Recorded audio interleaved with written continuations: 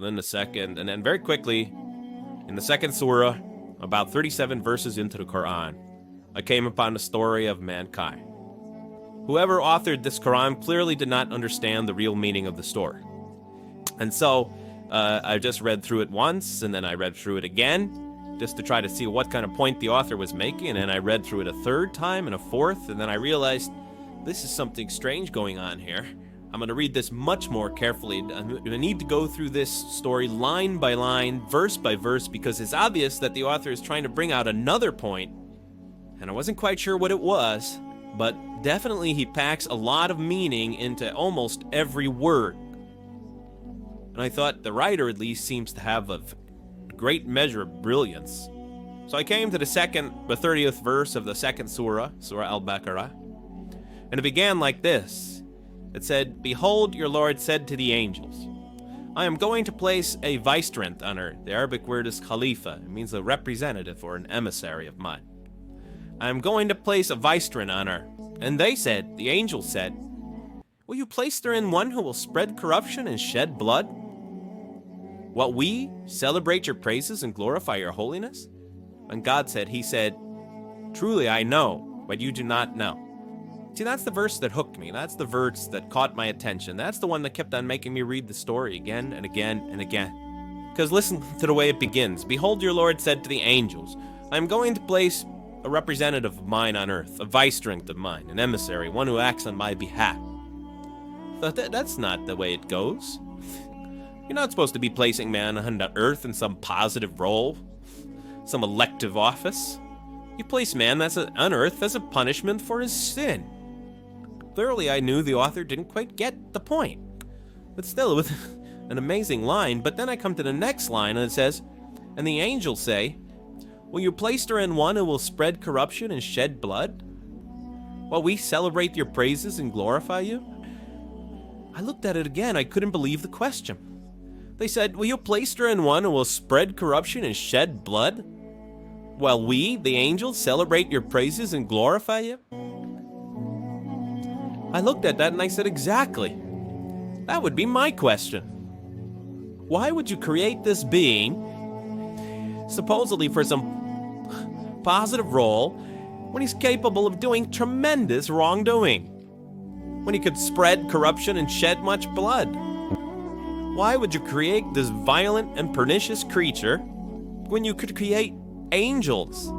As the angels clearly say, well, we, the angels, celebrate your praises and glorify you. They were asking one of the most fundamental questions in the entire history of religion. Why create you, man, this utterly fallible creature, this creature who could rebel against God's will, who could do such tremendous wrongdoing, who could wreak havoc like no other creature on earth, when you can make him angels? I looked at that question and said, that's my question. I'm not even a single verse into the story of mankind, and there before me I see my question. That whole question, everything that I ever thought, everything that I ever experienced, everything that I ever knew was in that question. It was as if the author took my life and wanted to pick out exactly the right question to humiliate me, to provoke me, to anger me. Why create man, this most destructive and violent creature, when you can make him angels? And then look at the answer. And he said, God said, "Truly I know what you do not know." You know, in modern parlance, we would say, I know exactly what I'm doing. I read that and said, what? You know what you do not know? You know exactly what you're doing? Well, please inform me. Tell me what you're doing, because, you know, I'm 28 years old and I haven't figured out it yet. And I have a lot of issues that I'm still dealing with that's connected to this question. You can't just get off that easy. You can't just tell me you know exactly what you're doing. Not after what I've been through. Not after you made me this way. And then I realized, of course, I was arguing with a God I didn't even believe in. So we turn to the next verse. It turns out that the Quran just doesn't dismiss the question. It starts to answer it a little bit. And then the next verse it says, "And he taught Adam," God taught Adam, "the names of all things. And then he placed them before the angels and said, 'Tell me their names if you are right.' and he taught Adam the names of all things. So here we see Adam is not only just the creature who knows how to name things, who's acquiring the gift of language, but he's also a learning creature. God is teaching it. And right here, right in this verse, and it'll come even clearer in the subsequent verses, that the very first thing that the Quran is going to emphasize here is man's intellect. He is a learning creature. He is taught. And what is he taught? What is one of the great intellectual gifts he's given? In response to the angel's question, the gift of language. And so what I'll see later in the Quran, and the Quran will emphasize this again and again and again. Like in one verse it says, read in the name of your Lord who created a man out of a tiny creature that clings. Read, it commands the reader, for your Lord is most bountiful. Why is he most bountiful? What great gift did he give you? For he taught man the use of the pen, and through it taught him what he otherwise could not know. And time again, the Quran will call upon man to use his intellectual faculties and swear by his intellectual faculties, and to use them correctly, because they play a fundamental role in guiding him to truth. Never came upon a scripture that puts so much emphasis on the correct use of our intellectual faculties, on the harnessing of reason in helping us attain to faith. And he taught Adam the names of all things, and then he placed them before the angels and said, tell me their names if you are right. Okay, you have this natural question about this creation of mankind. Here, this mankind is a human being, this human creature is a learning creature. He has many intellectual gifts. Here, I'm going to place these things before you. Tell me their names if you are right about man. What did the angel say? In the next verse they say, glory to you. We have no knowledge except what you have taught us. In truth, it is you who are knowing, the wise. They say this intellectual test that's put before them is beyond their grasp. Notice what they emphasize. We have no knowledge. This would take knowledge. This would take an intellect that they don't possess. In truth, it is you who are knowing, the wise. You got it. It's easy for you. You have the knowing, the wise. You have knowledge. You have wisdom.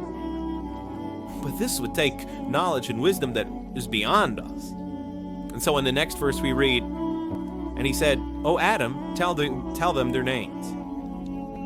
And when he had told them their names, notice how it's nothing for him. For mankind, he has this phenomenal ability. And when he had told them their names, it's just triviality for man. He names them. O Adam, tell them their names. And when he had told them their names, God said, did I not tell you that I know what is unseen in the heavens and the earth? And I know what you reveal and conceal? Now he's clearly going back to the angel's question. Yes, you have these natural concerns about the creation of mankind. Yes, he could do these evil things. But look at this tremendous intellect he has. This is something you have overlooked, that you haven't considered. And that's clearly the point of these verses. Even though I felt that the author didn't quite, it was as if I realized that he didn't misunderstand the story. He was taking one of the great stories in the history of humankind, one of the fundamental greatest stories in the history of mankind, and molding it and using it as a vehicle for an entirely original message.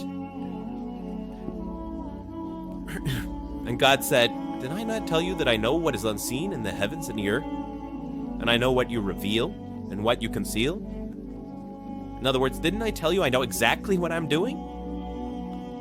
And then in the next, and didn't I not tell you that I know what you reveal and conceal? I looked at that. What question what did they reveal and what did they conceal? What did their question reveal and conceal? I thought about it for a minute. Oh, it's obvious. What did their question reveal? Just go back and look at the question. It revealed the sinful and sinister propensities of man. I mean, it's obvious, right? They revealed the sinister and evil propensities of man. But what did their question conceal? And all you have to do is think about it for a minute. The human beings, yes, they could do evil. Yes, they could do wrong. Yes, they could create misery. But they could also do exactly the opposite. They could choose to do evil, they could choose to do tremendous good. They could choose to do tremendous violence, they could choose to show tremendous compassion.